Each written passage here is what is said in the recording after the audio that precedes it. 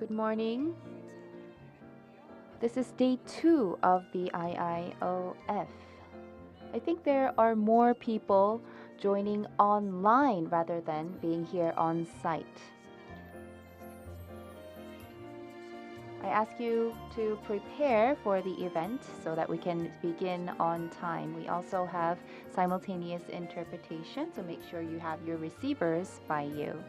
Also, make sure you have your mobile phones on silent mode, and please wear your masks at all times.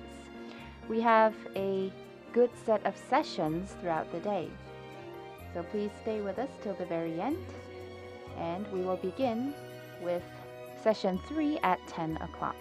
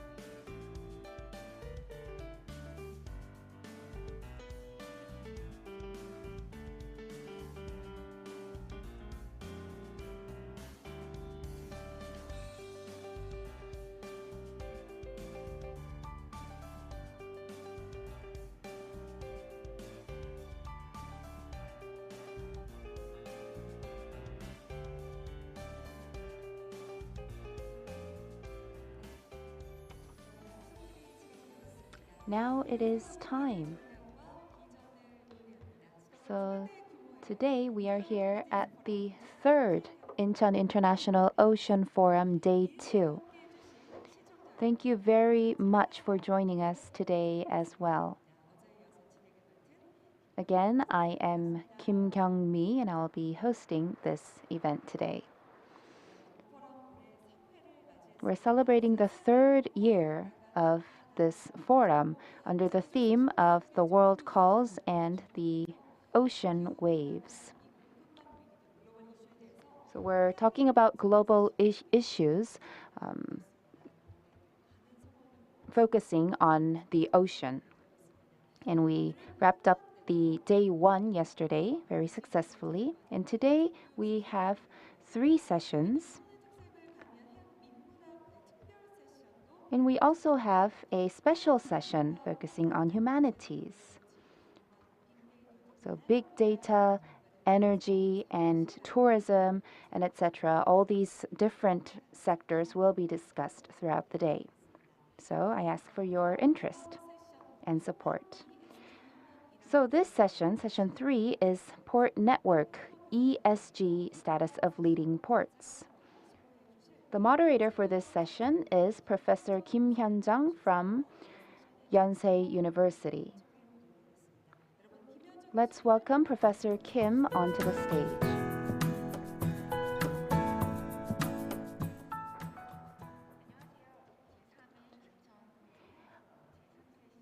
Good morning. I am Kim Hyun-jung, the moderator for this session. So as a researcher in this region, it is very honored for me to participate in this forum as a moderator talking about port. I'm very delighted for the opportunity. Yesterday, on the first day of the forum, we talked about the energy, ocean energy, as well as the marine logistics. And today we will be talking about the ESG status on port networks. You've probably heard of the term ESG. ESG is about environment, social, and governance.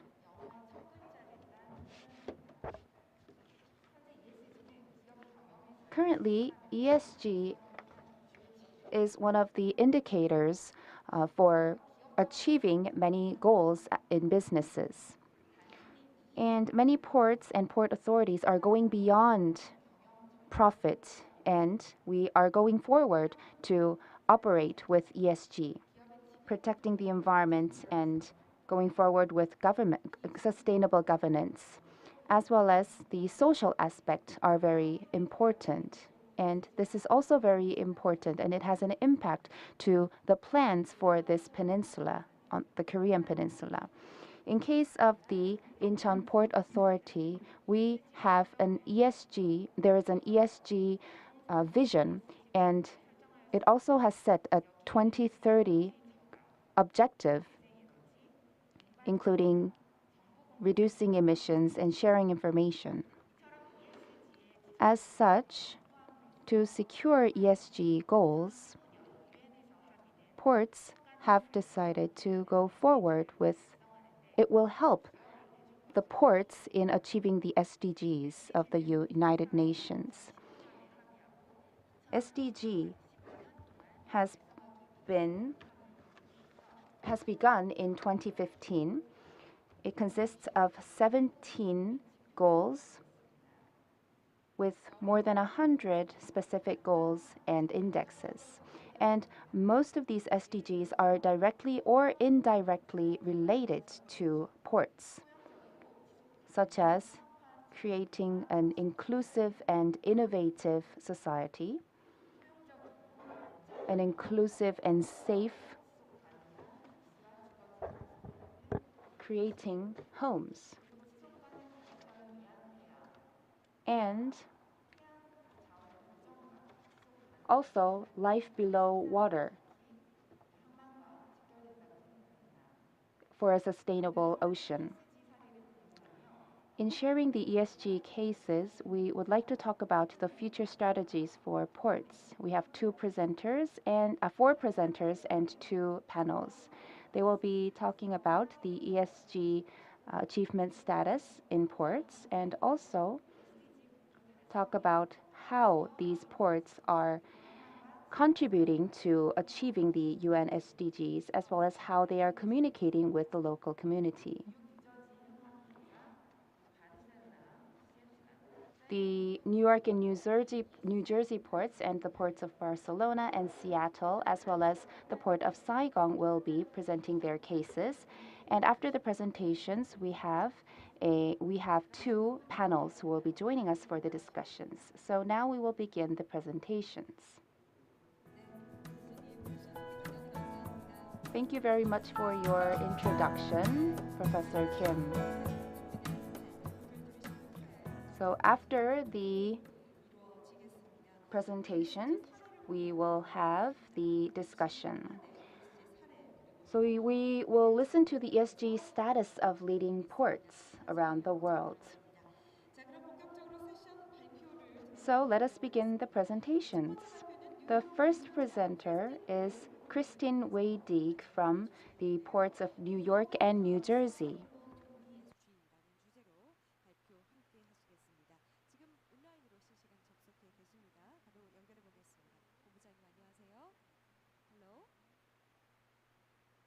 Hello, thank you so much for having me today, and I really look forward to the conversation.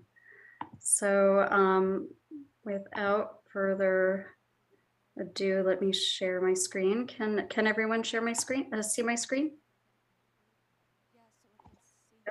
Awesome, okay, great. Let me just make sure I'm in presentation mode.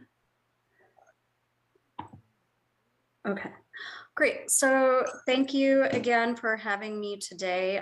So really what I'd like to talk about, I'm Christine Weydig. I'm the Director of Sustainability for the Port Authority of New York and New Jersey. And in my role, really focusing on the E in the ESG, so really that being the environment, what I've observed is that in many cases, an organization's evolution to a true sustainability, a true ESG platform happens through the lens of environmental sustainability. And I'll talk more about that in my presentation. So just a quick orientation around what I'll talk about today. So first I'll introduce who the Port Authority of New York and New Jersey is, for those of you who might not be familiar with us as an organization. Then I'll provide some context, just making sure we're using common vocabulary around sustainability and ESG, talk a little bit about some trends in ESG, and then also then bring some of those general trends down to the Port Authority of New York and New Jersey experience, our sustainability journey, and how we see that evolving. And then really just present some questions that maybe we can all keep in mind as we listen to the rest of the presentations and have a dialogue at the end. So the Port Authority of New York and New Jersey actually is not just a marine port authority. We actually operate 5 airports, 6 bridges and tunnels, 3 bus terminals, including the busiest in the world. The World Trade Center site, a really iconic facility with multiple massive commercial towers, including the largest commercial tower in North America. And then 5 industrial properties. We also operate a mass transit system, basically a small subway that connects New York and New Jersey. But as it relates to our marine terminals, which of course is what we're here to talk about today, we have 6 container ports, 2 cruise terminals, 2 ferry terminals, and also intermodal facilities at many of those to take cargo from sea to rail. And so here's a map of some of our facilities. And really, we operate within a 50-mile radius of the Statue of Liberty in New York Harbor. So in terms of environmental sustainability, the term has been around for a really long time. You know, some of us might be surprised to know that it's been around since the late 1980s. And really what I wanted to point out with this slide is going back many decades, the concept of environmental sustainability specifically really was characterized as meeting the needs of the present without compromising the ability of future generations to meet their own needs. And it was always characterized by these 3 legs of the stool. So you have environment, you have social, and you have economic. So not identical to the term we use now as ESG, but really, I would say the seeds of ESG really were born out of this definition of environmental sustainability. And then bringing it into a domestic context for Americans, the United States Environmental Protection Agency defines sustainability as based on the simple principle that everything we need for our survival depends directly or indirectly on our natural environment. And so really, again, underscoring the fact that the environment and human activity are very much intertwined and that we really need to look at it in multiple dimensions. So moving forward over the years, I would say environmental sustainability really started to get embedded into other terms that we've used, like CSR, corporate social responsibility, sustainable investing. And so really what most of these terms have in common is that there's more of a focus on stakeholders, not only shareholders. So especially for publicly traded companies, you think about the raison d'etre for any private company is to generate revenue and really maximize financial returns for their shareholders. And then even for entities like the Port Authority of New York and New Jersey, which we're a public entity, but we raise our own capital, we issue bonds. And so I think a good comparison is our bondholders, and we really do have a fiduciary responsibility to run our business in a manner where we're generating revenue, we're investing that back into transportation infrastructure. But now, instead of just focusing on shareholders or bondholders, for a public entity like the Port Authority, we have always been focused on stakeholders. So stakeholders really mean our neighboring communities, the states of New York and New Jersey, all of the economic activity that our ports represent for the entire nation. And so there's always been more of a focus on stakeholders. And I would argue that for many public or quasi-public entities, stakeholders have always been at the core of what we do. But now you're seeing a trend, even for publicly traded companies, where there's more of a need to focus on stakeholders, not just shareholders. And you can look at this as what we call a triple bottom line. So I think environmental is pretty obvious: climate, natural resource, pollution, and waste. But social, we're really looking at, oops, sorry about that, labor issues, risks like data security and stakeholder opposition. So a good example for us would be if we want to expand our airports, we can really get a lot of pushback from our neighboring communities because there will be increased noise and pollution and all of that. And so that really needs to be evaluated. And then governance, it really encompasses issues like corporate governance, who's on our board, and how effective they are. So moving on, what we've seen, many of you probably are familiar with Larry Fink. He's the CEO of BlackRock, a massive asset manager. And every year he writes a letter to the CEOs within the financial community. And you know, I think it really is a bellwether for what's going on in finance. And so even in his letter in 2022, basically what he said is ESG is not going anywhere. And so in the end, every industry will be transformed. And so will you lead or will you be led? And so really to have voices from the financial community as powerful as this, saying that we all need to pay attention to ESG, I think is really powerful. But the other thing I would point out, and all of these bullets are excerpts from his letter, is the need for governments to provide clear pathways and a consistent taxonomy or structure for sustainability policy, regulation, and disclosure. Because what we're seeing, not only in environmental sustainability and climate disclosure, but also in ESG, is in many cases, companies and organizations have their own reports, their own way of measuring, and without a standard across which you can measure some of these claims and these reports, it's really hard to discern the performance of any given organization. So again, speaking from the US perspective, one thing that's happening right now is the US Securities and Exchange Commission has two rulemakings that are out there for public comment. One was issued in March of this year, and it relates to climate disclosures. And what they're doing is they're proposing requirements for companies to disclose information about climate risks, climate goals, planning, and reporting on their greenhouse gas emissions. And then a separate rulemaking relates to ESG, and that was issued in June. And that really is aimed at improving transparency related to funds' ESG metrics, establishing new disclosure and reporting requirements, and refining the naming requirements for ESG funds, because we've seen a real proliferation of funds out there. And in some cases, many have been accused of greenwashing or misleading investors. And then what's interesting about the climate rules specifically is that it will require scope 3 reporting. So scope 3 really relates to the indirect emissions of a company. For the Port Authority, for example, it's emissions from our customers that use our bridges and tunnels, or aircraft that takes off and lands at our airports.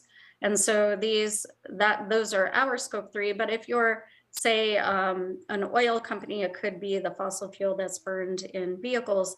And so there's a real focus on starting to measure and report out on scope 3. And what that means is there will likely be a ripple effect across the economy for even non-public companies that are in the value chain of these public companies that are being compelled to report through the SEC. And so we're likely to see a real shift in the entire economy as it relates to sustainability and ESG reporting. But we also can't ignore a lot of the recent headlines, which have showed that there's been a huge outflow of investment in ESG. So it went from a real boom year in 2021, and now in early 2022, investors pulled out $2 billion from ESG funds. And really, I think this is a natural process for a relatively new area of investment.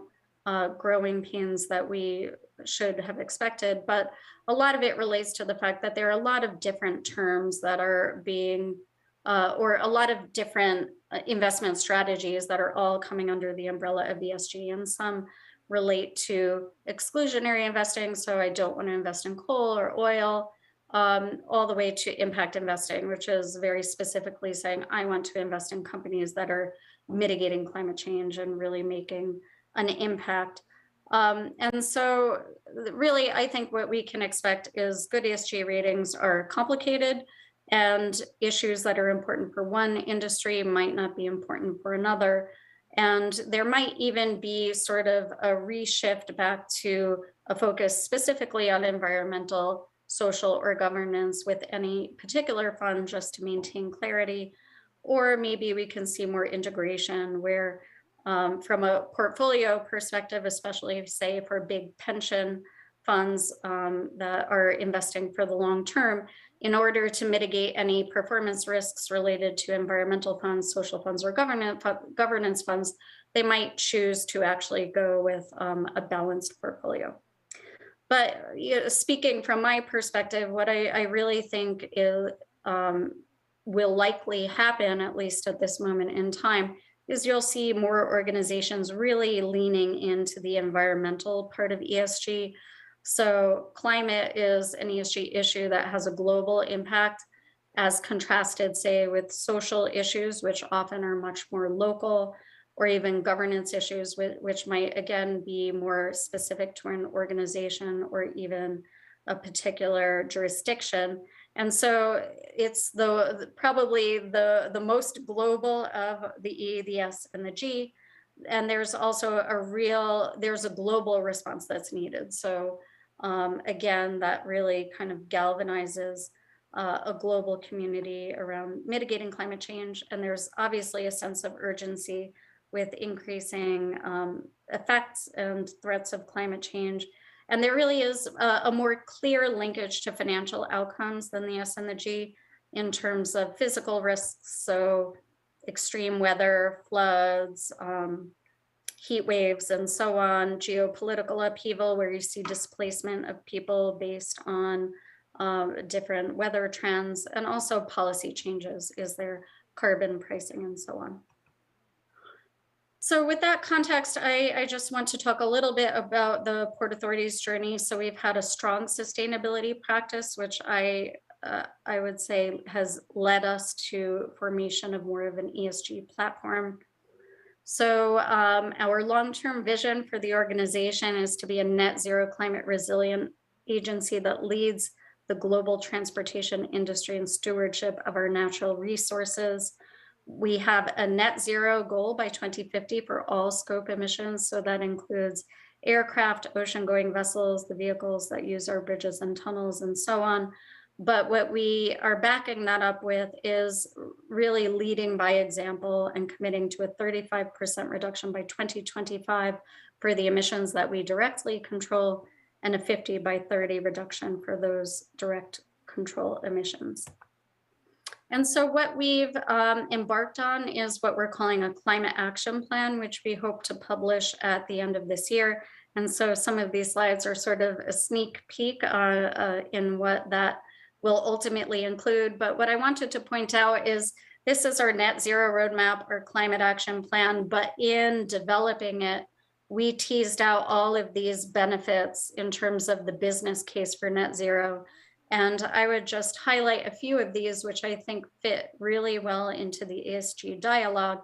So climate mitigation, obviously reducing carbon emissions, it fits into the E, access and equity, reduction of harmful air and noise pollution for communities. That I would say fits under the S. Improved customer experience. Yeah, I mean, maybe S really, it's more of a business issue, but creation of high quality jobs. Again, this is something that really is focused on the social aspect of ESG, and resilience, again, really going into that environmental aspect.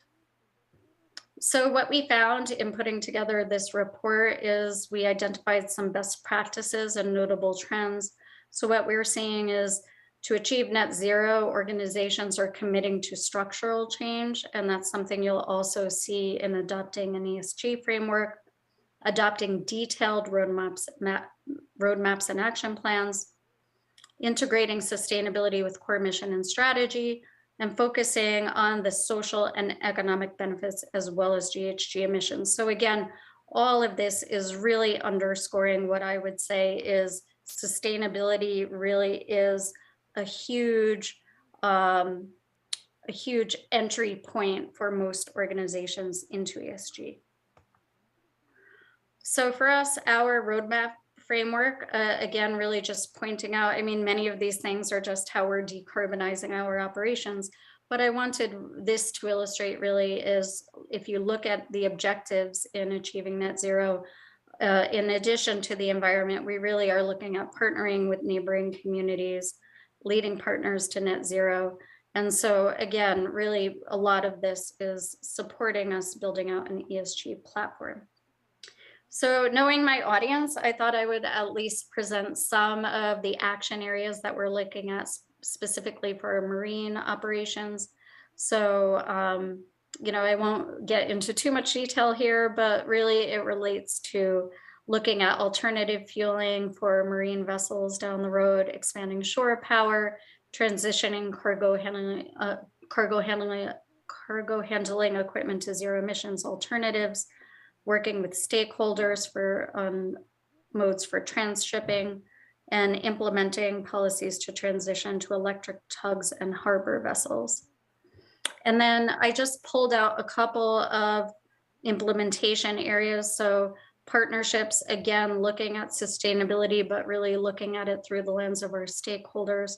So we really are, in terms of our focus areas, looking at ensuring equitable participation of environmental justice communities, establishing more of a platform through which we could regularly engage with our communities. And then again, just an example of social and economic development here.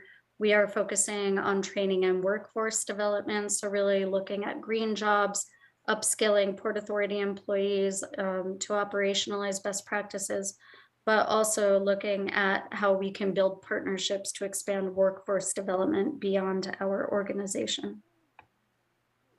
And then lastly, an example of governance that's manifesting itself in our climate action plan is really looking at how, as an organization, we'll be monitoring progress against our net zero goals and reporting out publicly and updating our board on our progress.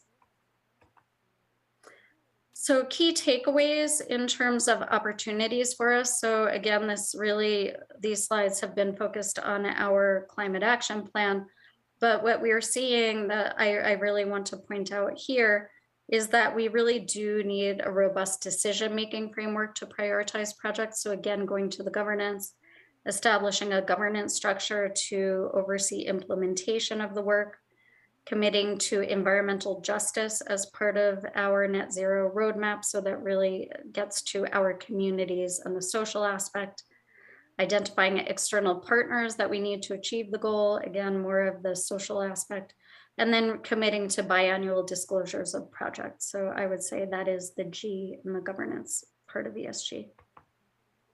So looking beyond our net zero roadmap, what we did identify is we need more of a very specific ESG roadmap and plan.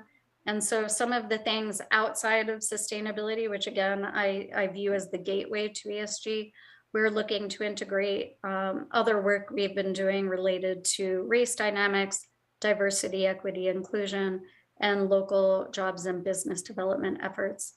In addition, we found that we can do more on environmental justice and also do more on climate disclosure through existing platforms. And just to sort of get everyone's thinking going, when we think of our stakeholders, we're looking at our communities, investors, employees, customers, and the global community. And again, you see the areas of concern here for each of those stakeholders. And we're almost at the end here. So we conducted a materiality assessment for the Port Authority as part of this climate action plan. And really what that was intended to do is really get stakeholder feedback to help us identify issues of importance for ESG. So I will leave with questions that we can maybe keep in our mind as we listen to the rest of the speakers. So, and these are questions we asked ourselves as we really looked at how we should develop our ESG platform. So should we be looking into this, even if there's not a requirement? We're not a publicly traded company right now. We're not being forced to consider ESG, but why should we be looking into it? And then within our organization, we have existing initiatives within the E, the S, and the G. So how do we really evolve that into a coherent platform? Is there a risk in doing this work? And I would say that within my organization, there are definitely pockets within our legal or financial organization that sees a risk, because it all eventually will need to be integrated with mainstream financial reporting. So we can't be identifying risks or opportunities without there being an impact on how our investors are viewing us. And then lastly, how can we incorporate ESG into corporate strategy and processes, so really embed it within the culture of the organization? So that's all I have today. Thank you again for having me. Thank you very much for the very insightful presentation. 네, 마지막에 이 토론에 대한 어떤 So thank you very much for the questions you imposed, and I think that would be useful for the Q&A and discussion session. Thank you very much. That was Ms. Christine Weidig from the Port of New York and New Jersey, sharing their cases of the ESG management. Now the second presenter, we have Mr. Santiago Garcia Milla from the Barcelona Port Authority, entitled The Barcelona Towards a Sustainable Port. The presentation will be given as a recorded video. Hello, everybody. I'm Good morning, extremely ladies and happy gentlemen. to be with all of you. Delighted to And meet first you of all all, today. thanks And for the first kind of all, invitation to participate in this Incheon International Ocean Forum 2022. Cannot be in in a better position in the right moment, this conference. And I think especially when I was asked to talk about towards a sustainable port, which is the way we are managing the port on this sustainable manner, I thought that it was a great opportunity to just talk with all of you and explain what we are doing at the Port of Barcelona. And said so, I was thinking how I can explain more or less how we are behaving on that, and thinking I thought that it could be very easy to follow what we have been writing in our strategic plan. So you will find our strategic plan in our website, as well as the innovation plan. Is everything in English, and our strategic plan, it's was approved ending 2020, and now, of course, you can see on the screen is from 2021 to 2025. And the strategic plan was defining our mission, that, as you can read here, it's just to generate prosperity in our community, increasing the competitiveness of our customers by providing efficient and sustainable logistic and transport services.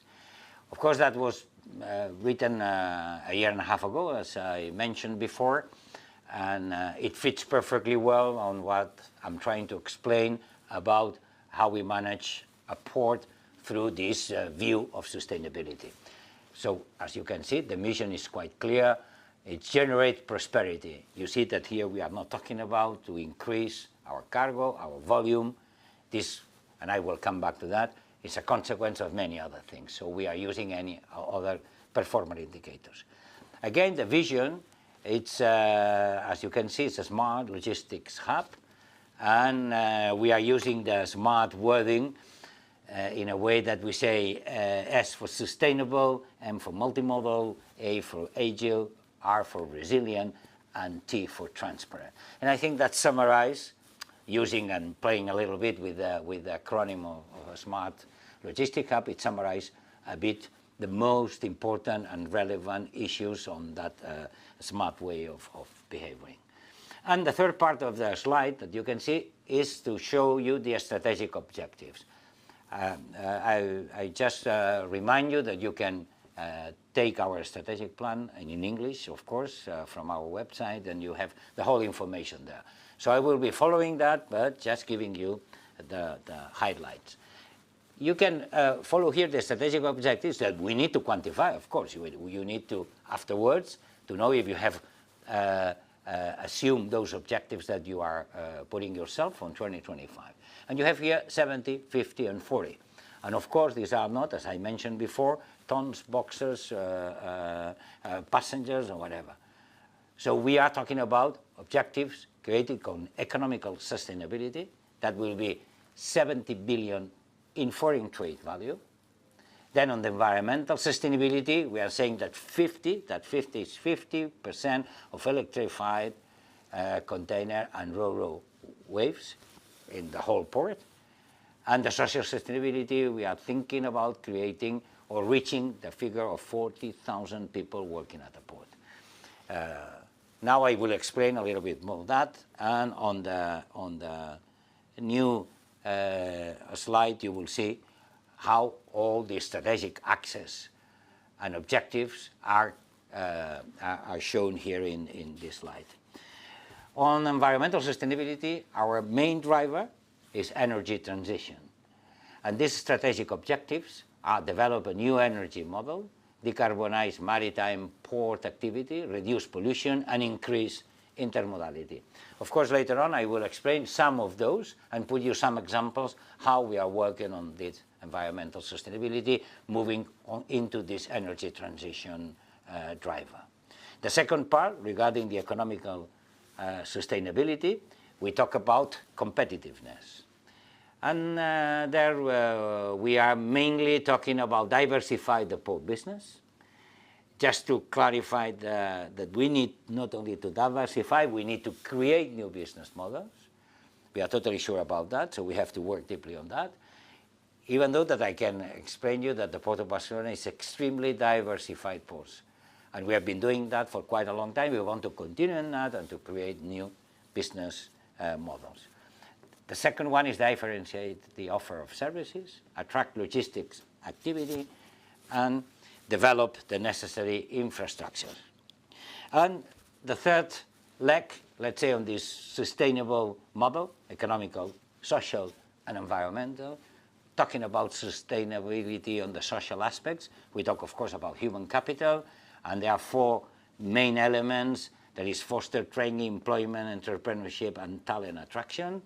Also, we are talking about promote equal opportunities, integrate the port into the urban and metropolitan environment, and ensure the health, safety, and security of people and facilities. Okay, now you have the general overview. Now I will come and I will explain a bit on these three areas: environmental sustainability, economic sustainability, and social sustainability, following what is said, of course, in our strategic plan. So you have here on this next slide talking about environmental sustainability and this main driver that I was telling you before regarding the energy transition. Which are the, I'm not going to read all what is on this. Of course, as you can see, I am giving more information regarding these four big items that I said before. Develop a new energy model, decarbonize maritime port activity, reduce pollution, and increase intermodality. First block, develop a new energy model. So for the first point, as an objective that you can see there with numbers, it's already numbered because it's being used internally to follow what we are doing in all that when we are putting as an objective what we have to achieve. This is the Port Energy Transition Master Plan that we already started and we are working on that. I can say that we are doing that together also in a European context with other ports in a project that it was approved by the European Commission and is also co-financed by the European Commission, and we're working with Antwerp and Constanza in that case for this project that is called Pioneer. The second one is to create an entity to manage the energy network, and of course to generate renewable energy on port land. So we need to generate energy, not only make the energy transition, but it means that we have to produce energy. So on these aspects also, just to show here on the down on the slide on the left-hand side on your screen, we said foster the circular economy in the port area. I will pay you some examples on that in the next slide, just to show you how, from the strategic plan, which are the examples that we are developing and we are working on that. Oh, sorry, I went back and I put the next one. Here, the next one, it's telling you here with great figures, as I told you before, on these main objectives of sustainability, we need to measure. We cannot just say, no, we need to put objectives, clear ones, and to measure daily or monthly, whatever, as you can see here, we are measuring which are our environmental impact. So regarding the GHG, so green gas emissions on the affecting on the city. So you can, we of course say we need to measure these externalities. We have here 10-11% that logistics sector is creating on that, 3% the maritime transport, and I can say that we decrease since 1990 due to the gains in vessels efficiency. That's something that we have to point out very clear. So shipping lines and cruise lines and so on, they are making a huge effort, together with ports that we are making on another side, a huge effort as well, in order to reduce all these global emissions. As a port of Barcelona, we are talking about that we are creating in our region, in Catalonia region, that we are 8 million inhabitants around. So it's 0.7 to 70% on the whole area. We are saying regarding the NOx 7.6 in Barcelona city is caused by the port, and 1.5 on Barcelona city for the particles in suspension that they are on the air, right? So And also we are talking about SOx, that is the ones that we are creating, but you can see here the levels that the World Health Organization are requiring as a maximum. So also we have, and we measure that for the cruise activity. So it's 1.2 of in the city and 0.23 created by the cruise vessels, and you know that we are one of the biggest ports in the world on the cruise activity. So our aim is to reduce that to zero. So to go ahead, and I will show you now which are the policies that we are implementing to reduce that. But I want to clarify, it's 1.2 or 1.3 of the city of Barcelona. It's not 70%, it's not 30% what we are creating. But for us, it's a lot. I'm not going to say that 1.2 or 0.23 that we are creating, it's nothing. No, no, no. We want that to be zero. And that's our aim. So how that? Here you have on the next slide our plans toward energy transitions. So decarbonize, as I said, 50%, and air quality improvement, NOx and other pollutants, regarding emissions reduction with the port area, an area of influence. So this Port of Barcelona Air Quality Improvement Plan, 2021-2025, and how you see on these arrows, on the orange ones, let's say, the green one is Energy Transition Plan, as I was telling you that this is what we are putting everything together and explain what we are going to do, what we are doing on this plan. We have OPS, onshore power supply, and that's something that we had very clear that we are going to invest, as an example, nearly 100 million euros, more than $100 million on OPS for all our activities in the port. So we are really willing that all type of vessels calling to the Port of Barcelona and the end can plug and have onshore power supply. Circular economy, ways to generate bio-GNL and biofuels. And we are implementing now a project, as you know, maybe some of them you know and some others, but in any case, we have a huge regasification plant in our port for many, many years. And that's GNL as a transition fuel first, but then called reusing from LNG. That means that when we are receiving liquid natural gas, we are regasificating in our plant in the port in order to be distributed through the pipelines. Okay, that we generate a lot of coal, and then what we said here is we have to reuse that in many warehouses around the port that they need this cold air in order to refrigerate food, many other types of things, even refrigeration for any other activities. Again, here we are working on circular economy. On the next step, I'm talking now, as you can see on the new slide, economic sustainability. And the driver is the competitiveness. How I can highlight, develop advanced logistics in port territory, electrify the port and generate renewable energy in port sector, and also automate process and intensive use of artificial intelligence, and enhance the transparency of processes, data and services for customers and society. That's to pick you some of those. Also, you can see on the area of attract logistic activity, we need to define competitive and differential logistic offers. So we need to differentiate our services, our offer, and adapt it in the new situation. How can we do that?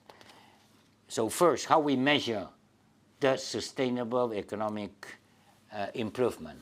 As I said, we are measuring the economical impact that we create in our region, in the city. Here's some figures. So we are measuring the economical impact. We understand that that's an important issue that later on, if we are doing our job in a proper manner, our industry will grow. So that's the compact situation on that.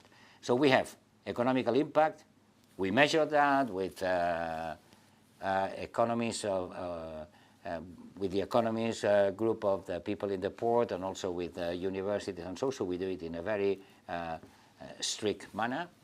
So you can see here 65 billion of foreign trade, 11.55 billion generated and 7.1 of Catalonia GVA. That means the added value that we create into the economy. How we measure that? The benefit, as you can see on the screen, benefit generated by the port as a service infrastructure, that's the first part, economic impact study, but not only that, the benefit provided by the port to the local industry. So the degree of dependency of the industry and the surrounding economy to the port. So we are measuring that. And as you can see on the figures, and I'm going to talk you much more about that, it's much more the benefit obtained by the industry and commerce due to the port existence, dependency study, is much higher than the economic value that we are creating to the economy. So it's amazing how the surrounding economy, the industry, the consumer, etc., benefits from the existing of a port around. So we should, all people that we are working on the port, considering that if we create, as we say here, 32,000 direct jobs, if we close the port, if we don't do our activity in a proper way, we could create 238,000 people that they will lose their job because the industry will be less competitive, will decrease. So this is the parameter. So it's quite sometimes a little bit difficult to explain it in 2 minutes, but I just want you to know that we are measuring that, and that we are measuring the economical impact and the degree of dependency of the economy, the relevance of the Port of Barcelona on our surrounding economy. And that's something that we do offer. It's a comparison between 26 and 2018, just to see if we are progressing, we are creating more economical activity, economical value. And on this, we have now that the logistic chain is the disruptions that we are facing nowadays in ports. Just have a look on here on the red line, how our global schedule reliability in our sector has been decreasing dramatically. We had before an 80% of reliability, and now we have 30%. So the logistics are completely broken on that because of the shipping reliability. So we are moving from just in time to just in case. So we need to react to that, and we need to share with our final customers as well how we manage all these logistics. So we need to put a lot of effort on that, digitalization, and try to predict all these disruptions as much as we can, even using artificial intelligence. So it's a lot that it's open here that we have to react and support. And finally, the last leg is the social sustainability. Human capital, and with the 3 and 4 main items: foster training, employment, entrepreneurship, and talent attraction, to promote equal opportunities, to ensure the health, safety, and security of people and facilities, and integrate the port in the urban and metropolitan environment. And again, 3 or 4 highlights and figures. More than 500 companies are located in the port area.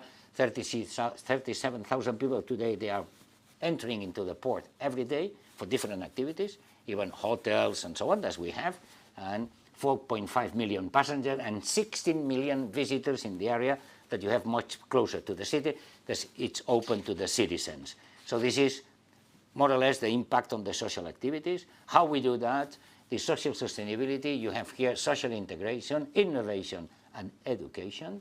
Social integration, to make you an example, you have CARES Foundation, where disabled people with certain handicaps, and so they are working for the logistic activity area with different warehouses providing picking, packaging, and so on. And it's a self-sufficient and autonomous company that giving jobs to 300, 400 people permanently all year. So we are very proud of that as an example. The cultural heritage, the city port, how our citizens are involved really in the port, and we are creating areas for them, and of course education, research, development, and so on. On that, this is a figure map of the port where we are locating the existing and expected innovation hub, incubator, accelerator, a sandbox, showroom, and also training, research, university. So here on these arrows you have where we are locating and where we will be locating on the next future. And to finalize the 3 pillars of port innovation, as I told you at the very beginning, and you can check again on the website, our new innovation plan that is showing what we are going to do and what we are doing on digitalization, energy transition, and open innovation and talent. And finally, how we create that with management structures, with strategic alliances, also not only local, also international, through chain port, through many activities in a different international organization. As you saw, I've been very much involved, even being the president of the World Port Association, the IIPH, and also and the European Seaport. So we need to share that with all our colleagues, try to develop that. So it's very, very important, strategic alliances, sectorial stimulation, and dissemination of that knowledge through different aspects. So this is what I wanted to tell you, that I wanted to share with you, and thanks a lot for being with us. Enjoy the whole conference, and again, thanks a lot for inviting me to participate with you, and I wish you a great day.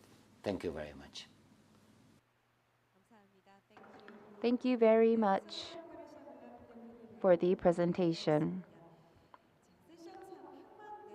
This is session 3 on port network, ESG status of leading ports. We're looking into cases and future strategies. Next is the Port of Seattle. Stefan Metruk from the Port of Seattle is ready for us.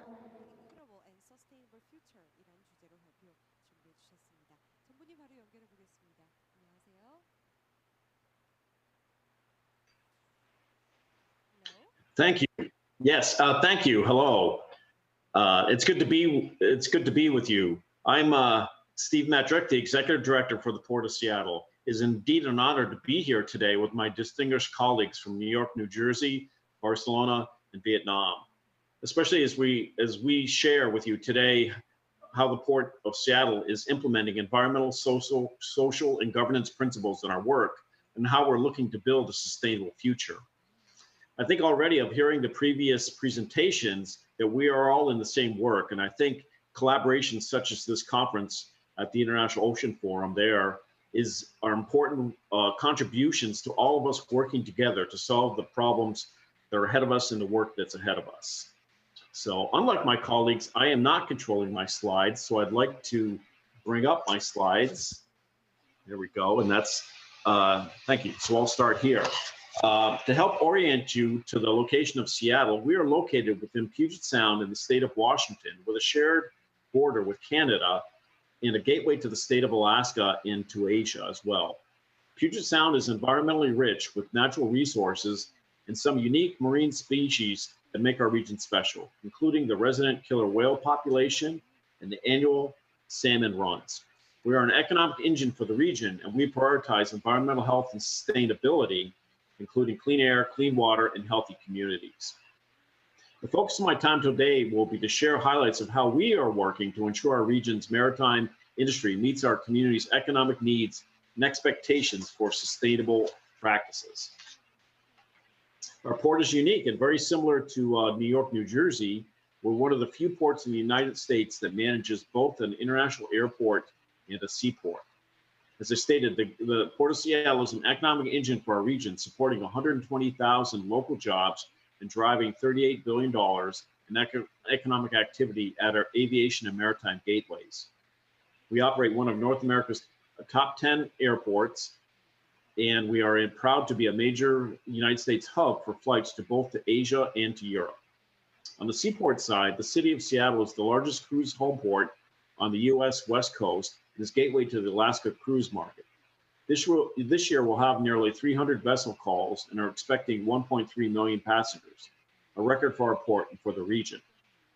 We're also the 4th largest container cargo gateway in the United States through an innovative joint operating partnership with the Port of Tacoma called the Northwest Seaport Alliance. In addition, we operate 5 marinas and offer fishing and commercial moorage, and our home port to the U.S.'s North Pacific commercial fishing fleet in an industry that contributes $670 million to the local economy. Our grain terminal serves as a maritime connection point between farms in eastern Washington state and the American Midwest and consumers in Asia. These are all different. With all these different lines of business, it's important to know that the Port of Seattle is a port landlord. That means that most operations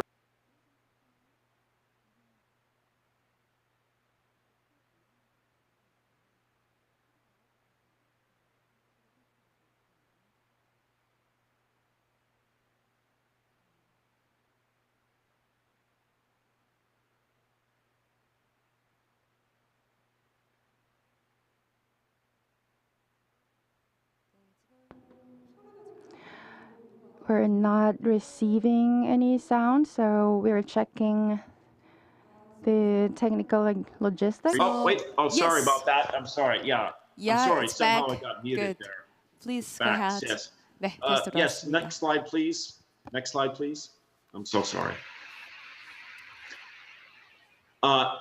Unlike many of our ports, many of our facilities are adjacent to vibrant communities in Seattle and the surrounding areas. So how we do our work makes a big difference.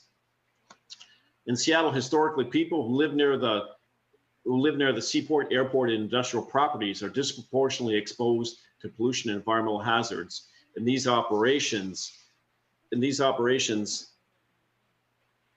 other sources of air emissions. Actually, I think I'm on the wrong slide. Next slide, please. That's what I'm talking about. This graphic shows the overlay of our health data and our areas of operation. We believe it's our responsibility as stewards of public resources and members of the community to minimize these negative impacts and maximize the positive ones.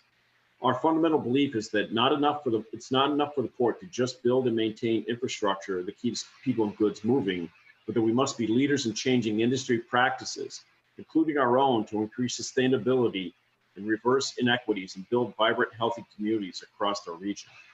Next. Similar to New York, the Port of Seattle is a special purpose government. However, we are governed by 5 elected commissioners. This means that our operations are directly accountable to the public. Over time, we've been aligning our priorities to be more inclusive and equitable for near-port communities. To meet these objectives, we have implemented a number of programs. And there are many programs listed here, but I want to highlight a few themes of these ESG programs. Creating opportunities in near-port communities helps the communities, but it also is an investment for the Port of Seattle in our future. This includes supporting workforce development programs, connecting youth to early education and port career pathways, and hosting job training and job fairs in near-port communities. Increasing access for small, minority, and women-owned businesses to work with the Port of Seattle, and supporting green jobs through conservation grants that enhance our natural environment and port communities. We want communities to see the port as an asset and not as a burden. Most of this work comes in programs listed under our social programs, but there are also crossover to environmental efforts as well. Another theme shared across our programs is public transparency, sharing information and responding to public input. The port has organized multiple forums for local government officials and citizens to discuss common issues and work towards collaborative solutions. Nearly 4 years ago, we established an Office of Equity, Diversity, and Inclusion to help integrate these values across all our operations and work at the port. Our environment and sustainability programs and staff continue to grow as we advance policies and programs that support a clean energy future. This includes sustainable aviation fuel, maritime decarbonization, and workforce development to support evolving port-related careers. Next. The port is taking a holistic approach, including environmental, social, and governance principles to building a sustainable maritime industry. We are leading world-class action to address climate change, air quality, water quality, underwater noise from vessels, and to reduce solid waste and energy use. Our programs have served as examples that others can follow, including the following. The Port of Seattle was the first home port in the world to offer shore power or onshore power for crews, and in 2005, we became the first cruise port to offer 2 shore power capable berths. A project is underway to bring shore power to our 3rd cruise berth by 2024. And our overarching goal for an international container terminal is to have shore power installed by 2030 as part of the Northwest Ports Clean Air Strategy. We currently have shore power at one terminal, or Terminal 5, with design beginning to add shore power to another terminal, Terminal 18 by 2026, and our goal is to have the final terminal, Terminal 30, offering shore power by 2030. Voluntary and collaborative climate and air programs focused on environmental justice designed with community input are important to us.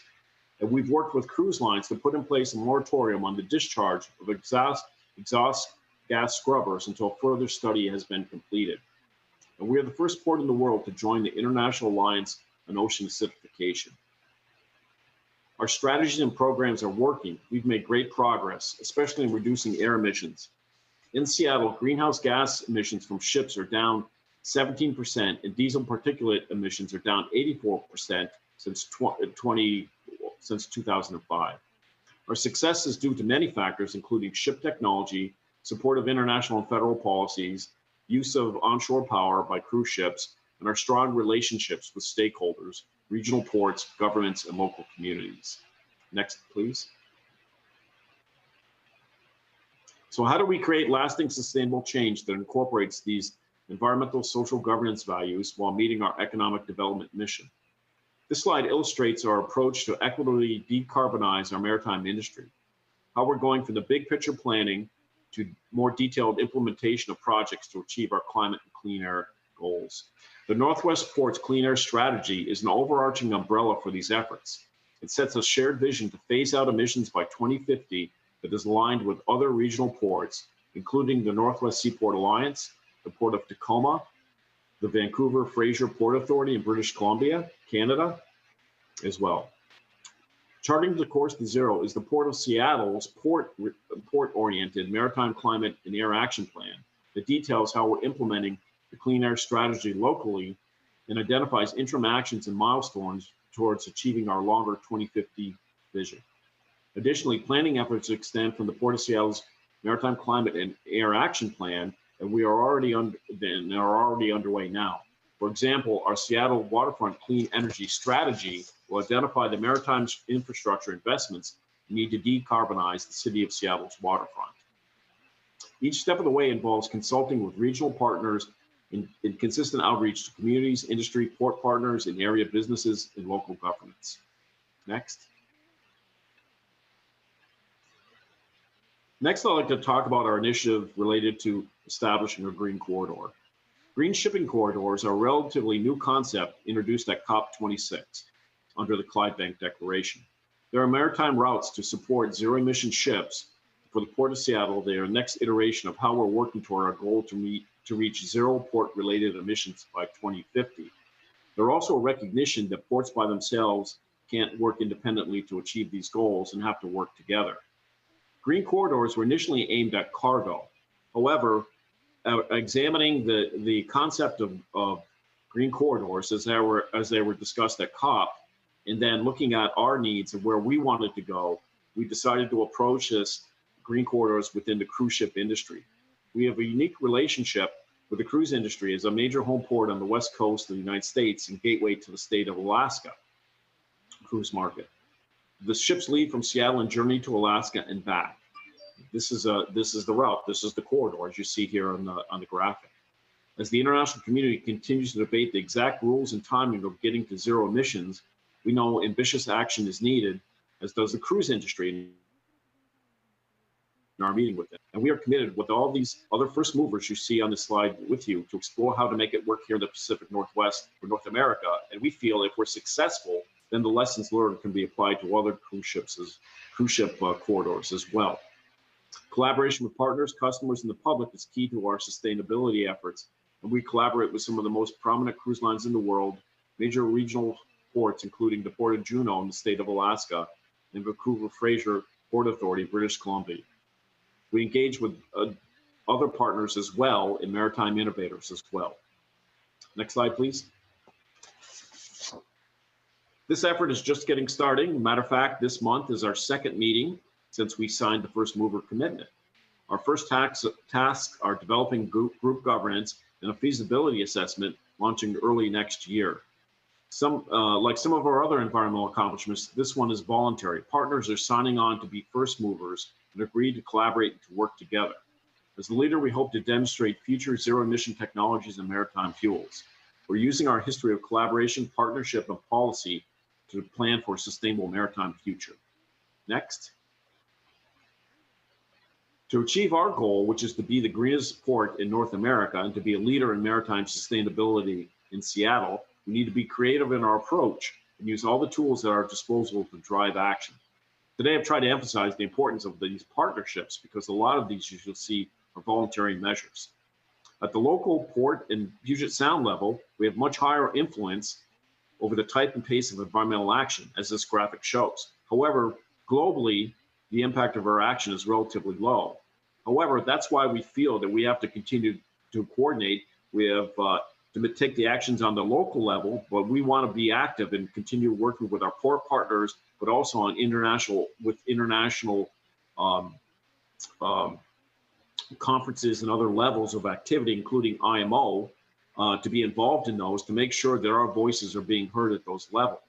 And so we want to act at all levels of this level of influence here in order to accomplish that. We believe this is the important work that's done, that for ports, this work, we must be at the table in order as we discuss the pathway to this. And we have to be there. If we're looking at the whole value chain for decarbonization, it's important for us to be active in that, starting at the local level to do that, but up to the global level as well.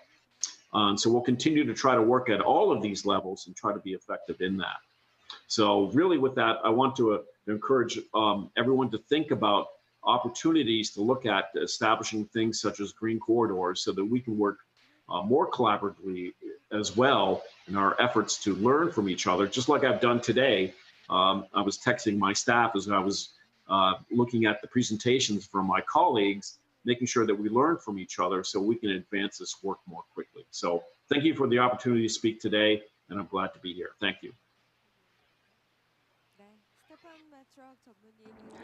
Thank you very much, Executive Stephen Metrock. And we were able to learn the current status of the ESG operation in the Seattle port. Now we have Mr. Bui Van Khoi, the Deputy General Director of Saigon Newport Corporation. He's waiting us online. Hello.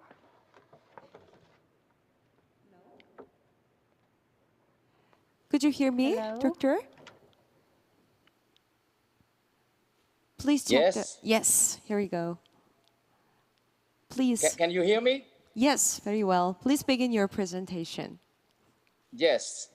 Good day, good evening. 안녕하세요.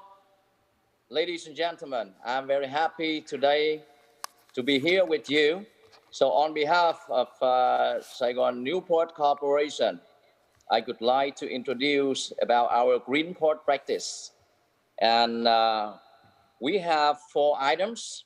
First is our company. Second is our green port activities and demand and challenges for green port development in Vietnam and current and future projects. So our company is the enterprises established in 1989. We are developing on 3 core pillars: port operations, logistics service providing, and sea shipping and sea services.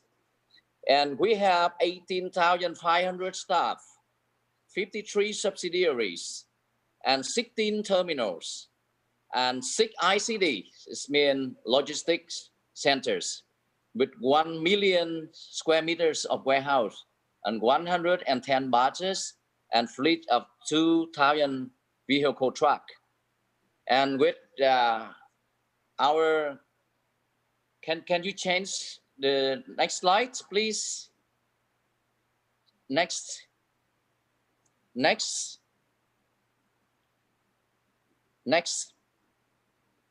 Yes, the cargo volume of our terminal. And we see that every year we have the growth rate and very remarkable. And last year, 2021, we reached 9.2 million TEUs. We take 50% of the whole import and export volume in and out of Vietnam, and equivalent to the port number 19 in the world in terms of cargo volume. Next. So our achievements is we got the high award at Vietnam Value, top 10 reputation award, and 50 companies got the golden services, especially the green port from Apex Port Network. Next. So every year, every spring, Saigon Newport, our company organize kind of spring planting event in the pictures. Our Prime Minister participated and planting the tree to make the green areas. Next. And our social responsibilities, we expand the floodplain forest with SK Innovation, SK from Korea, and building houses for the poor communities and providing life care of 365 Vietnamese heroic mothers, relative of martyrs in 20 provinces and cities. And currently, the mother alive 180 mothers. Heroic mother is the mother who have husband and children sacrificed for the war in the past. Next. The Greenport activities. Next, please. So from 2012, Saigon Newport, we participate in projects of implementing by German international cooperation agencies for the Greenport with collaboration with the ASEAN Port Associations. Next, we established a steering committee for Greenport, and you know that the big event in 2021 and the COP26 in Scotland. So Vietnam very strongly committed to neutral carbon by 2050.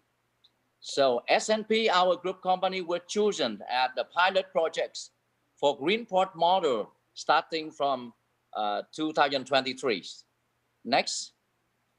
We research and propose measures to minimize carbon emission, energy saving, training program, and orientation for environmental awareness of all staff and the people. Study the energy conversion methods, solar, wind, co-ironing, shore power supply, and super capacitator network. Digitalized application for automation, enhance efficiencies, energy saving. And promote and expand the hinterland waterway transportation from deep water areas, the gateway to the other destination in hinterland. Next, please. Yes. So for a very good example, we promote the waterway transportation from the port, the main gateway in the north of Vietnam and the south of Vietnam connect to the other provinces and industrial zones. And very interesting comparison. 1 TEUs, 1 TEU containers, if transport by barge, is consumed 10 liters of oil. But if carried by trucking, is consumed 45 liters. That means 80% of emission is reduced. So we call that green transport. And we replacement of entire lightning system to LED on all RTC facility, STS offices, and electric system to replace diesel oil and in facilities in the ports. Installation of solar panels on warehouses roofs. Implement a management and treatment program of waste and black water in the port. Next, please.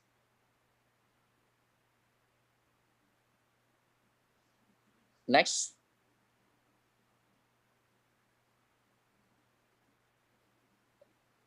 Digitalized applications, so online documentation procedures, payment, reduce the use of paper, waiting time for trucks, and increase the port handling productivities, and promote the online procedures and payment also help reducing movement in and out of port facilities, reduce the carbon footprints, and several activities to promote energy saving, reuse and recycle of materials.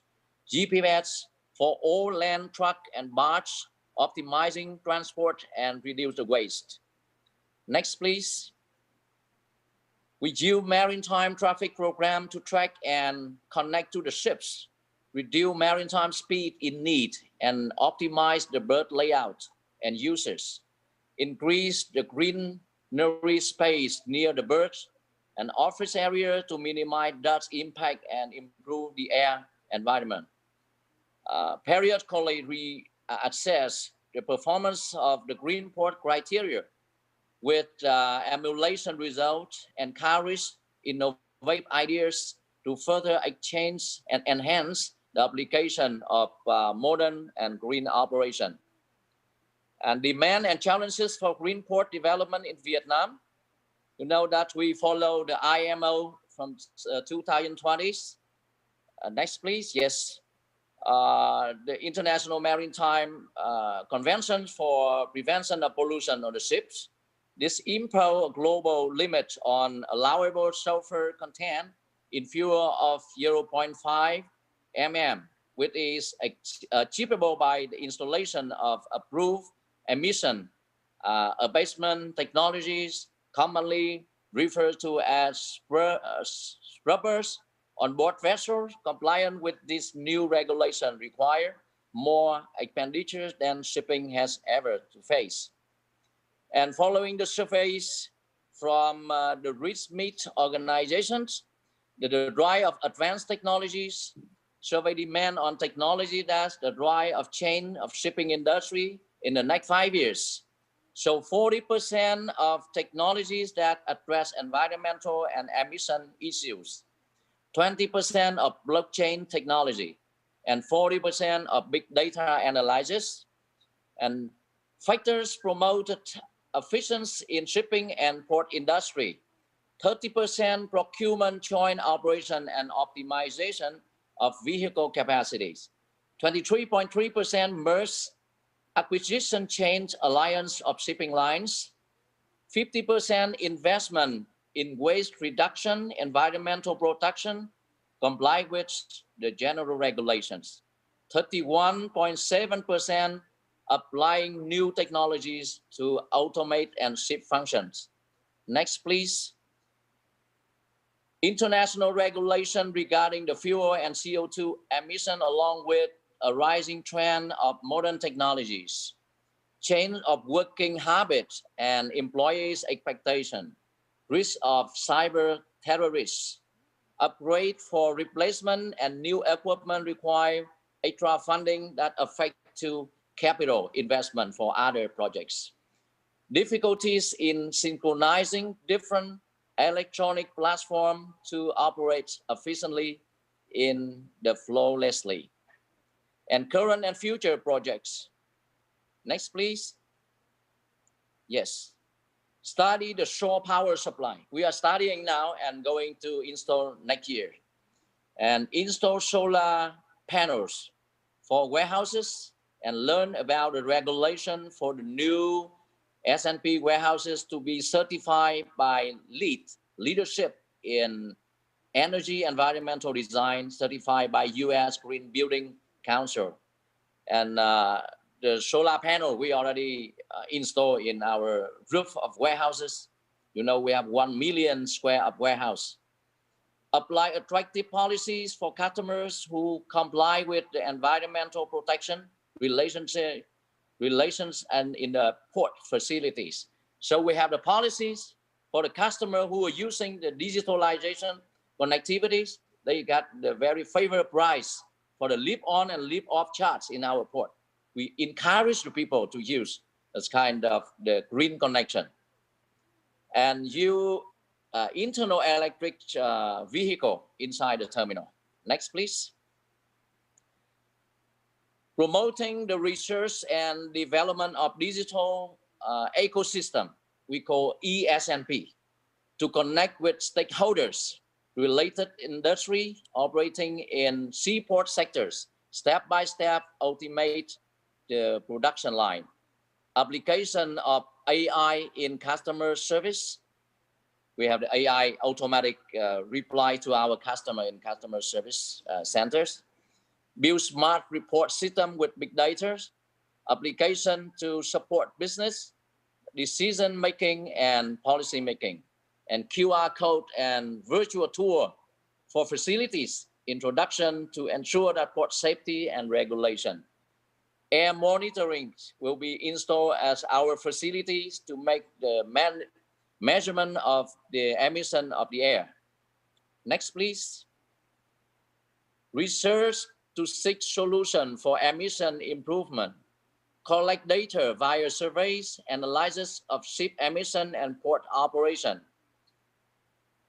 Conduct study on the analysis of emission on ships and emission from operation at the terminals. Research and develop an online system for sea shipping emission and port emission. Study LNG fuel tractors. Cooperation plan for super capacitors via national grid powers. Next, please. We are looking forward to future opportunities to strengthen the cooperation spirit together, developing a greener, more sustainable supply chains. Thank you so much for your attention. The best greeting from Vietnam to all of you. Thank you. 네, 대단히 감사합니다. 자, 그렇게 해서 세션 3 항만 네트워크 SDG 경영과 연계한 주요 항만의 미래 전략 ESG 현황 사례에 대해서 공유를 해드렸습니다. 뉴욕 뉴저지항, 시애틀, 바르셀로나 그리고 사이공 뉴포트 여기 항까지 함께 하셨는데요. 이제 준비된 발표를 마무리하고 토론의 시간을 갖도록 하겠습니다. 항만 네트워크 분야의 전문가 4분의 발표를 들으셨고요. 이번 세션 2분의 토론자를 더 모셔서 You listened to 4 presentations, and we will now move on to the discussion. Let's first welcome the moderator onto the stage, and also Professor Koo Min-kyo from Seoul National University and Professor Lee Tae-dong from Yonsei University.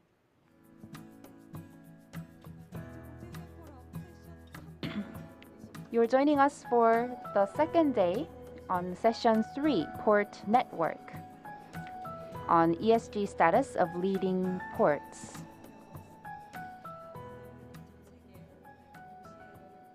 So we are being joined with many port experts from all around the world. I think we're ready on stage, so I'll turn the mic over to the moderator. Okay, so I am Hyunjung Kim. So we've listened to the 4 presentations, and with me on stage is Professors Koo Min-kyo and Lee Tae-dong. And my special thanks goes to Ms. Wei Dig and Mr. Metruk and Mr. Garcia and Mr. Van Cooy, who are joining us through online. So let us begin the discussion, and I'd like to first ask the discussants, first starting with Professor Koo Min-kyo. Hello everyone, thank you for the introduction. I am Professor Koo Min-kyo from Seoul National University, and it is my honor to be here, and thank you for the invitation. It's touching, it's almost touching. So I don't have much time, so I'll just begin my discussion. So the big topic, big theme for this session is port network. And we heard discussions regarding the ESG. And my talk today is about port security. So thank you again for the presentations. They were all informative and insightful. And I could hear how different countries, including the US, Vietnam, and Spain, were committed to the ESG and sustainability. So my specialty is international politics. And I think I'll start with a very fundamental and basic question and look for some ways to link those questions into the ESG concept. So for security, there are two types, traditional concept and non-traditional concept. So can the concept of ESG compatible with the security? That is my first question. And what the basic function of the port is security before anything. And port security is an important topic in the international politics. And as everyone would agree, the port security can't be separated from the ESG. And the definition of port security, I don't think I have to touch upon that. But most importantly, from the traditional perspective, it is to secure port from military threat. And I think all the presenters and the Incheon Port Authority would agree that the traditional issues of port security isn't so urgent right now. It doesn't feel so urgent right now. But what we see these days is that the blockade of the seaports at Black Sea and the chain reactions created therefrom. So I don't think Korea is directly impacted by it, but the blockade of Black Sea port, the food crisis has materialized.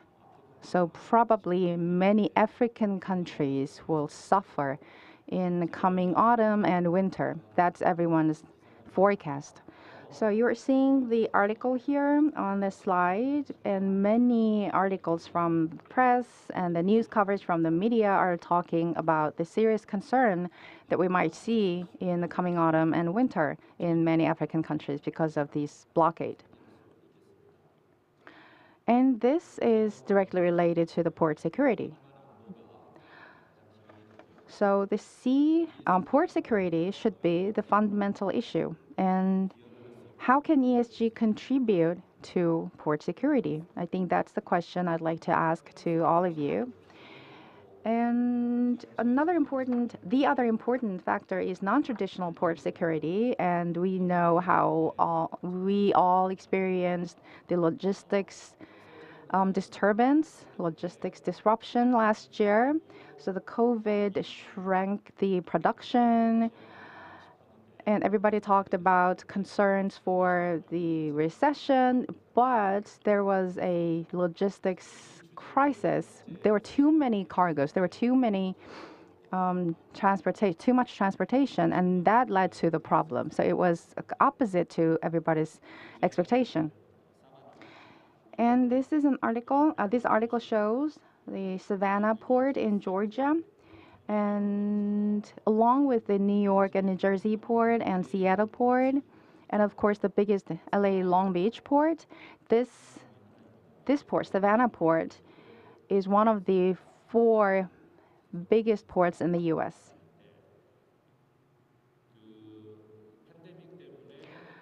So because of the pandemic, the ports that are interconnected through the port network are impacted. All of them are impacted.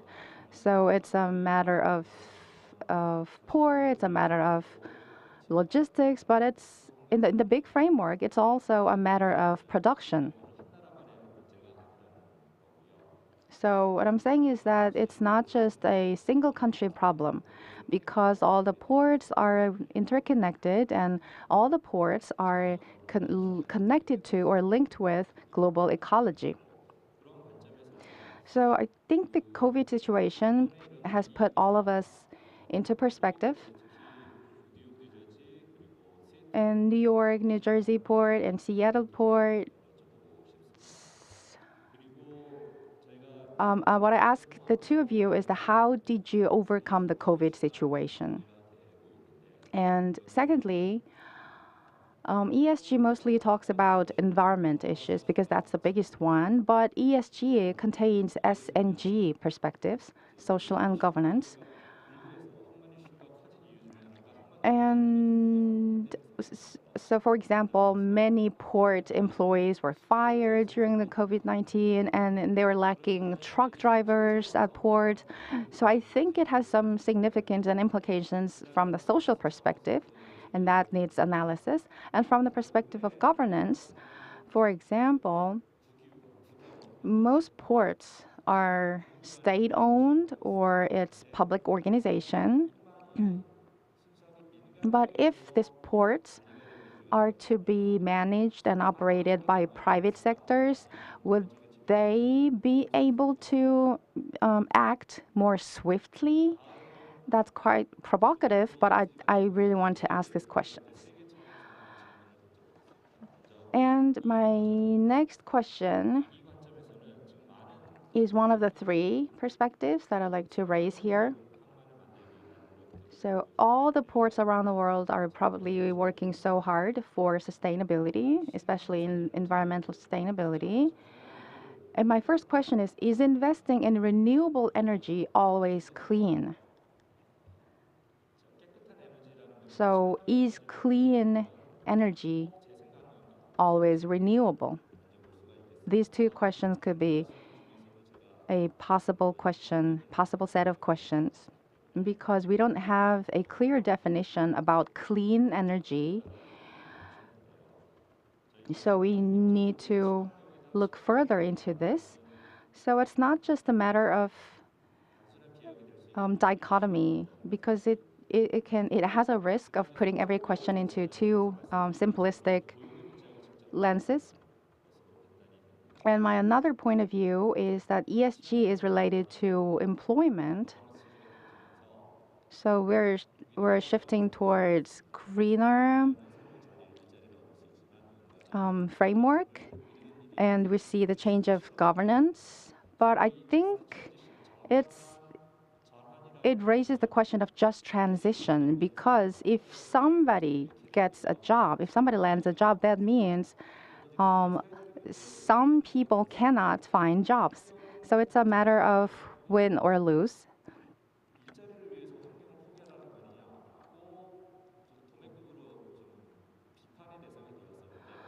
So we used to think that jobs and environment, or environment and economy, is the opposing concept, but it shouldn't be. They all should be included in the ESG concept and ESG umbrella. My next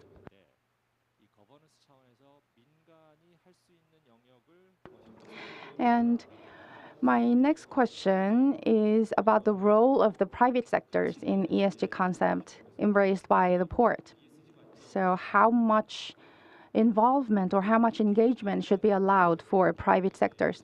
Because the concept of ESG itself was developed by the private sectors, but public sectors are trying to embrace this concept. So is the concept ESG understood in the same manner by the public sectors as it is understood by the private sectors?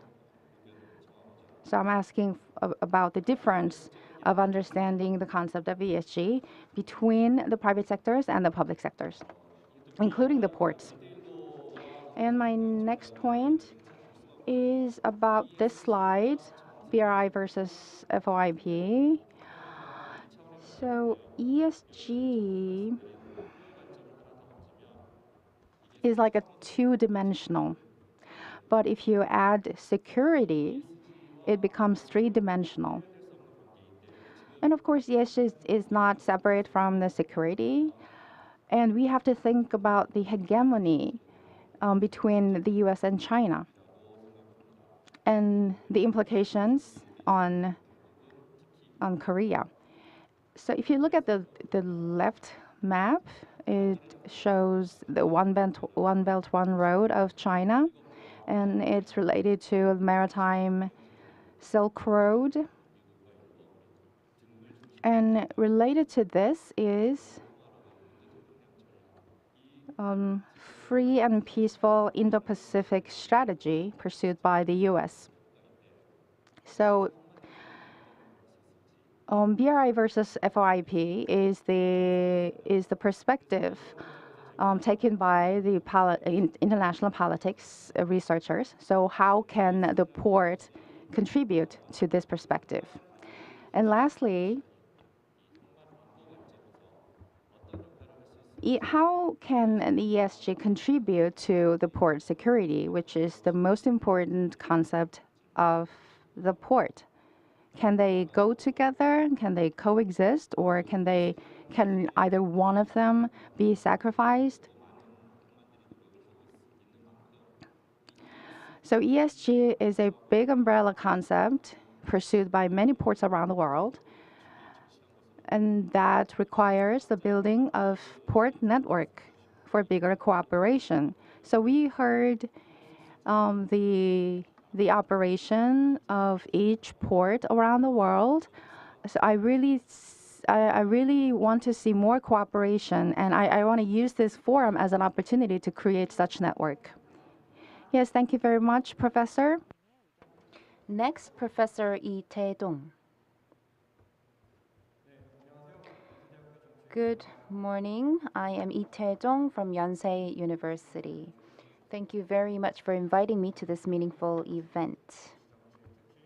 I am focusing on urban environment and networks and learning regarding the surrounding society. And recently I've been doing some research on ESG. First of all, I want to take a look at ports. So today I'm talking about ports and communities, especially focusing on society. Before I begin the actual discussion, I want to talk about ports. So first of all, when we think of ports, it's a connection. Connectivity is the core function of ports. There are many different dimensions to this, but I believe there are basically three different dimensions. First is the connection of overseas and domestic. And through ports, various cargo comes into the country. And to do so, the connection between ports are important. However, ports don't exist on their own. They are located physically within a community. So the connection between the port and community itself is important as well. What does this mean? Then, when something happens in the port, and if there's an idea or practice in the port, domestically there may be a diffusion, and internationally it can diffuse as well, and also into the community.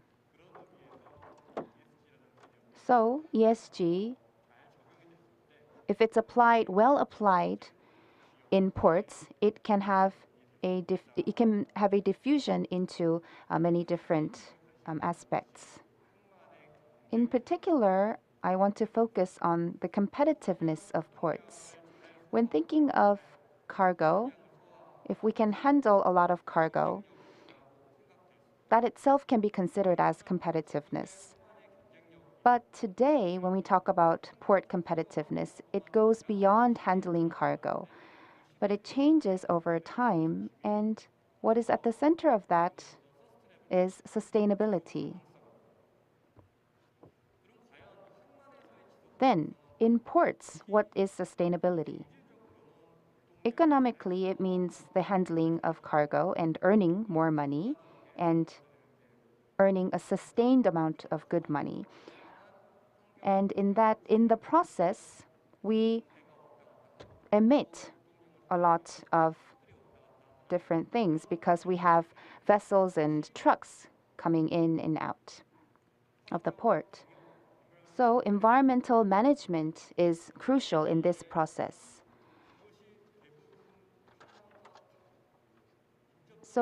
And this happens mostly within the local community where the port is located in. So how we connect with the local community is very important, especially that connects to urban planning as well as urban sustainability.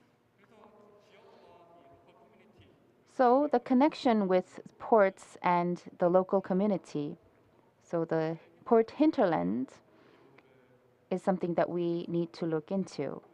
You've heard of this, of course. It is very crucial in the operation of ports. Therefore, we need to cooperate with the port hinterland. In case of Korea, we have Busan. The port of Busan, if it is managed well, it can create a lot of jobs and it can provide a positive impact to the local economy. There are many research that proves this. However, in many cases, the role of the ports, job creation or its impact on the environment or the local economy, there are many cases where the ports are not fully aware of these aspects. Also, the relationship with the businesses are also important. In ports deal with not only residents but also many businesses. So it also impacts the relevant businesses. One of the important port roles is publicity. So along with society, the ports should connect with the public with social value. As Professor Koo mentioned earlier, ports are a hub in the global supply chain. So port authorities, as we listen to the presenters, they're focusing a lot on this aspect in ports, and we need to integrate these efforts together. So in New York and Saigon, Seattle, and Barcelona, safe transportation and environmental protection and local community, considering the local community, these are practices that are actually being carried out by international ports. And also in the second forum in Long Beach and LA, there were many different programs that engage with the local community. For example, students who live in the region, high school students or college students, can engage in internships in the port, so they can learn about what these ports do, so that within the local community, they can learn about the port, the community, and what role it plays. So there were a lot of programs related to that. And Korea also has some cases as well. In Yeosu, Ulsan, Gwangyang, they're focusing on social values in terms of to apply them to port operations, ethical operation, job creation, safe environments, mutual cooperation with local community, and fair opportunities and social integration. See, these are some common criterias, connecting with the local community. So, and also making people engage in actual, practical volunteer activities. One thing I'm really wondering about is, because ports are a connector and ports can learn from each other. So, because this is a discussion session, I want to ask a question to all the international port managers, the presenters. So there were a lot of programs so far, but were there cases where you really think there was a good or distinctive program that you want to share with that made the residents engage with the local residents? There was a case of Green Corridor among the previous presenters. So using the network, that was a very good practice of cooperation. So I really want to ask about the practices with local communities that were very effective, and some cases that has room for improvement. So it would be nice if you could share some of your cases about one program or case that you would like to share with us. With this, I will close my presentation. Thank you. Thank you for your opinion. So they have shared their opinions Professor Ku mentioned about port security, whether it can coexist with ports. And in ESG, there are different indexes that he also mentioned. Also, in a more macro perspective, he talked about the China One Belt, One Road policy, how that can connect with ESGs. Also, as a common question to the port authorities, how can ports relate to port security? And second, for ESG achievement, how can we build a port network? Also, Professor Lee mentioned about the social aspect of ESG. So ports have connectivity, especially he focused on how ports can connect to the local community. Connecting with the local community, connecting with and sharing with the port businesses, and also engaging with students in the local community. He also shared the cases in Korea. And in terms of connectivity, he wants to ask the international ports on whether you have some successful or good examples of engagement with the local community. So now let's listen to the opinions. We don't have much time, so I can't give you much time to each of you. So I'll give you 3 to 4 minutes to answer questions. So the first question about the contribution of ESG to the port security. So could you start from, could we start from New York and New Jersey port? Sure. So, I think it's been pretty clear when you look at the recent social disruptions, speaking from the US perspective, but perhaps there are examples around the world. There are higher expectations that are placed by the public on both public and private organizations. So a good example is what the Me Too movement in the US, which related to gender equality and sexual harassment of women. Then you have the Black Lives Matter movement, where you had, Black Americans specifically pointing out a lot of social discrimination. And then you also have, as an example, the divestment from Russia based on the Ukrainian war. And so all of these things are putting pressure on public and private organizations to express how they're aligning with the values of the broader society and some of these social movements. So the more prepared an organization can be for potential social disruptions, in my opinion, that very directly relates to not only the security of the enterprise from a business perspective, but in many cases, the physical security of an enterprise. If you think about potential protests or other kinetic disruptions of operations. So I think it's very directly related, especially if you think of the social dimension. And on the environmental dimension, I would say the physical risks of climate change certainly are very, very much tied to security. So I would point to those two specifically.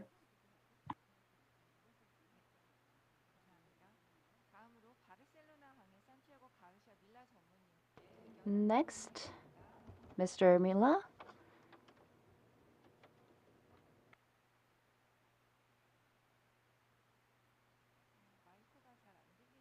Sorry, we can't hear you. Can you turn on the mic, please? Yes, that okay? Perfect, thank you. I've been listening very carefully to all my colleagues and also professors that were making several explanations. Let me talk a bit of the port network and what can we expect about this cooperation. We have been talking about cooperation, and I think cooperation is a must. I mean, it's not something that we can now try to think if we have to do it or not.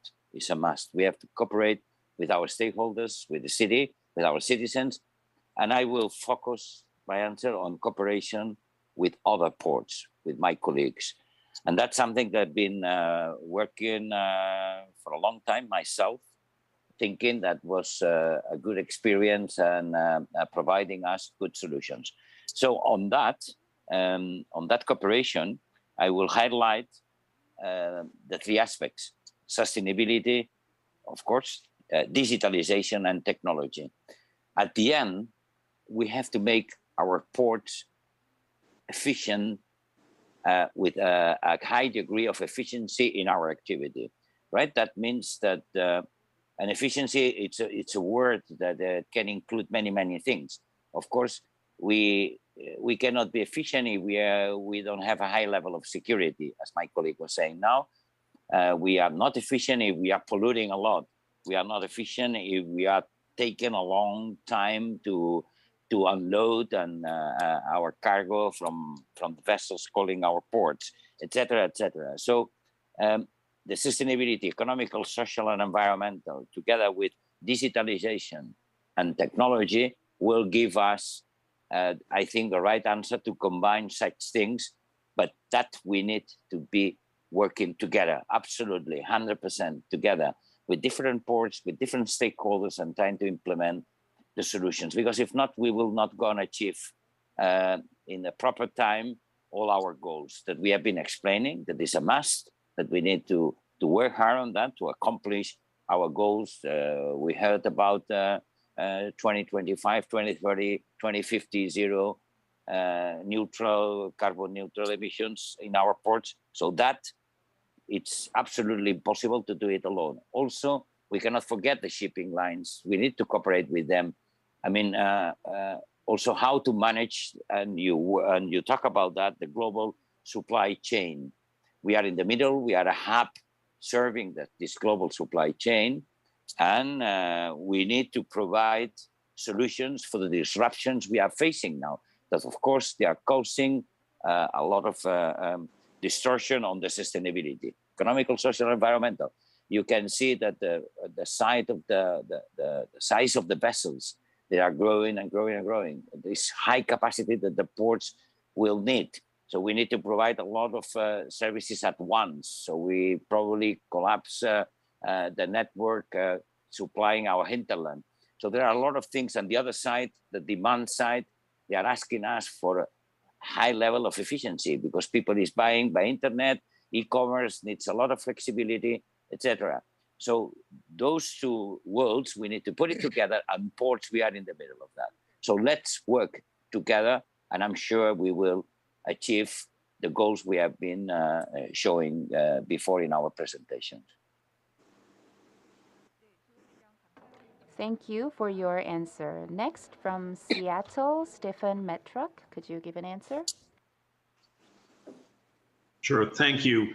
I think for me, I spent 3 decades in the U.S. Coast Guard doing port security and looking at security as a function, especially after 9/11 and all the steps international security. Ports continue to be a focus for the importance of security there, but my opinion is that there's complete compatibility between ESG goals and security goals, and that the fact is there's nothing in between them that can that really could create a conflict between them. But let me say this, one of the things within that is increased transparency, because to be efficient and have less impacts environmentally, it may exchange of information. So cybersecurity and how do you pass information between shippers and ports is really key to accomplishing that. And how do you do it without compromising that? And I think that's a very important issue going forward as well. And let me just say this, is that the environment and the climate in all of that is it's integrated with the threat. Because if we don't take action on climate, then international security gets much worse.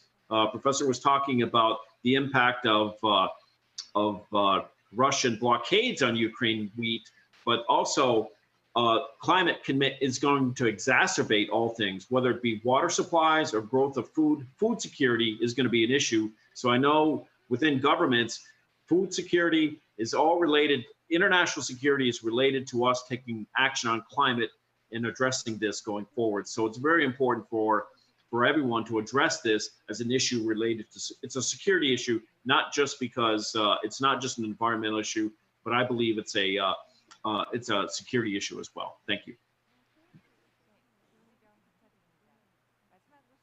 Yes, thank you very much, Mr. Vivan Curry. Yes.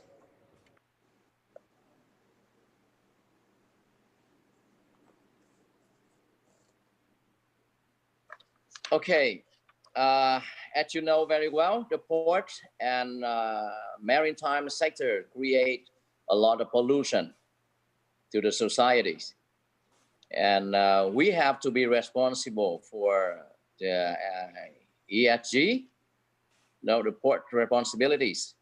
So that we have to protect the environment, not only in the port, but also protect the environment of the whole communities.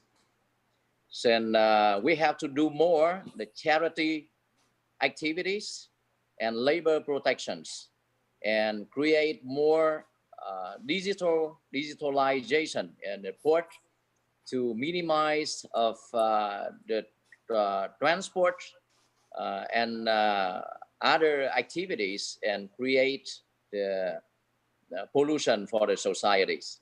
And we have to make not only in our Vietnam, but also we participate in the international organizations for the buildings, the greener port and the greener supply chains.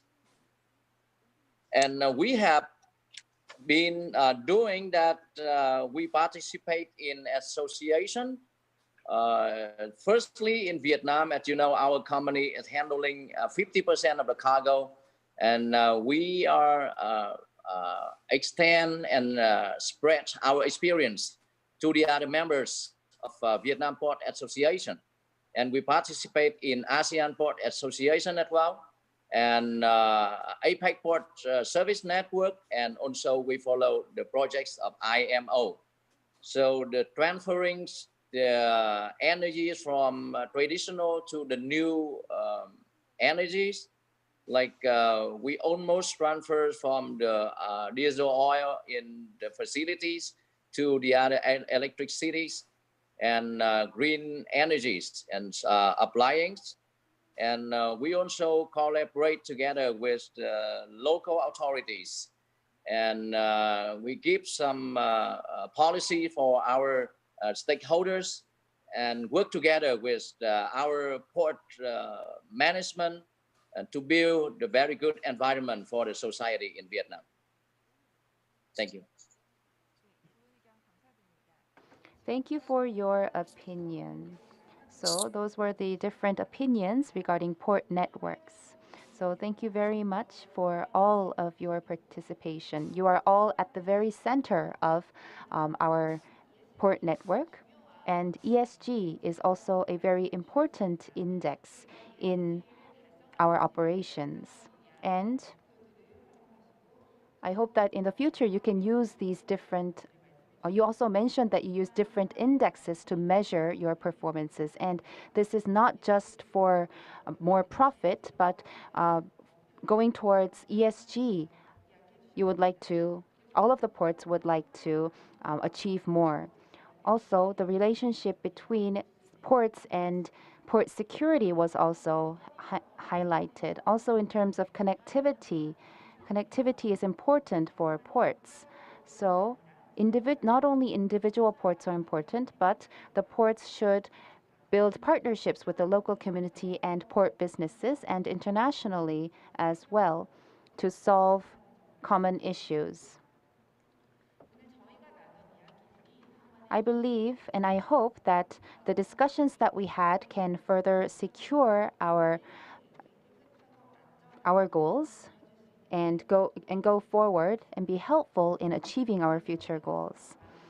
So we will wrap up the session here, and I would like to thank all the participants for your participation. Thank you very much. Thank you, Professor Kim. There were many different opinions, and thank you for sharing your ideas for the third session on port network. So before we move on to the next session, we will have lunch. The next session, session 4, will begin at 1 p.m. We have many presentations and especially a special lecture ready for you. So we will begin the marine tourism session at 1 p.m.